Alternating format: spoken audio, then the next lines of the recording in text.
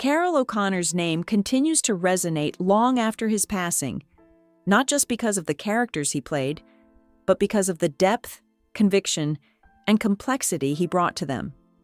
In recent years, renewed discussions about classic television have re-examined the personal dynamics behind All in the Family, shedding light on the pressures and conflicts that shaped one of America's most influential sitcoms. At the center of those conversations is O'Connor himself, a man deeply committed to his craft and fiercely protective of artistic integrity. While audiences remember the laughter and cultural impact, behind the scenes was an actor navigating creative tension, ideological clashes, and the emotional toll of carrying a groundbreaking show. Revisiting O'Connor's life today reveals not a simple tale of fame, but a layered portrait of a performer whose passions sometimes led to conflict, yet ultimately helped redefine what television drama and comedy could accomplish. Early life shaped by education and struggle. Carroll O'Connor was born John Carroll O'Connor on August 2, 1924, in the Bronx, New York, into an Irish-American family that placed high value on education, storytelling, and tradition. Growing up during the Great Depression, he witnessed firsthand the anxieties of economic hardship and class struggle, experiences that later informed his understanding of working-class characters. His early years fostered an awareness of social divisions and human contradiction, themes that would later define his most famous roles. O'Connor attended Wake Forest University and later the University of Montana, where his academic interests reflected a deep love of language and literature.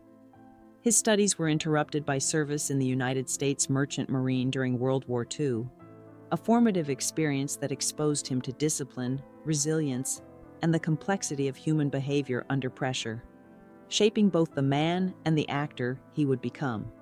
From scholar to performer, abroad after the war, O'Connor returned to his academic pursuits, earning a degree in English and briefly considering a career in teaching. His passion for literature and performance, however, gradually drew him toward acting. In the 1950s, he moved to Ireland and studied at University College Dublin, immersing himself in theater and classical performance traditions.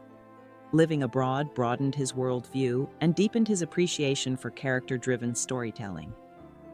During this period, he appeared in stage productions that sharpened his craft and strengthened his command of dialogue, pacing, and emotional nuance. These years were essential in shaping O'Connor's disciplined approach to acting. Rather than chasing quick success, he built a foundation rooted in study, patience, and respect for the art form. By the time he returned to the United States, he was not just an aspiring actor, but a thoughtful performer prepared for a long and demanding career. A steady climb through film and television. Throughout the 1960s, O'Connor worked steadily in television and film, earning a reputation as a reliable and versatile character actor. He appeared in notable productions such as Cleopatra, What Did You Do in the War, Daddy?, and Point Blank, demonstrating an ability to move between dramatic and lighter roles with ease. Though these performances did not bring stardom, they showcased his range and professionalism. O'Connor understood that success in Hollywood often required patience, and he accepted supporting roles while continuing to refine his skills. These years of steady work prepared him for the role that would ultimately define his career. By the time the 1970s arrived, O'Connor had accumulated not just experience, but a deep understanding of character psychology, social tension, and the power of dialogue, all of which would soon converge in a historic television role. Becoming Archie Bunker and changing television. In 1971, Carroll O'Connor was cast as Archie Bunker in All in the Family, a role that transformed both his career and American television. Archie was a working-class man whose blunt opinions reflected the fears, prejudices, and generational conflicts of the era. Rather than portraying Archie as a simple caricature, O'Connor infused the character with depth, vulnerability, and humanity. His performance invited audiences to laugh while also confronting uncomfortable truths about race, politics, and social change. The show broke new ground by addressing issues rarely discussed on primetime television, and O'Connor's work earned him 4 Emmy Awards. His commitment to portraying Archie honestly made the character enduring and controversial. Through Archie Bunker, O'Connor helped redefine television as a medium capable of meaningful social commentary wrapped in humor. Beyond Archie, reinvention and leadership. O'Connor refused to be confined by a single role. In the late 1980s, he reinvented himself as Chief Bill Gillespie in the Heat of the Night, a thoughtful and evolving character far removed from Archie Bunker. As both actor and producer, O'Connor played a significant role in shaping the show's tone and narrative direction. Gillespie's journey reflected growth, empathy, and moral complexity, allowing O'Connor to demonstrate his range once again. The series became a long-running success, tackling issues of race, justice, and community with nuance. O'Connor's leadership behind the scenes further established him as a storyteller with vision and authority. This chapter of his career proved that he was not only capable of transformation, but deeply invested in television's ability to explore social realities with intelligence and care. Fatherhood, adoption, and family devotion. In 1962, while working on Cleopatra in Rome, O'Connor and his wife Nancy adopted a young boy named Hugh, honoring the memory of O'Connor's late brother. Fatherhood became a central part of his life, and he worked to balance family with an increasingly demanding career.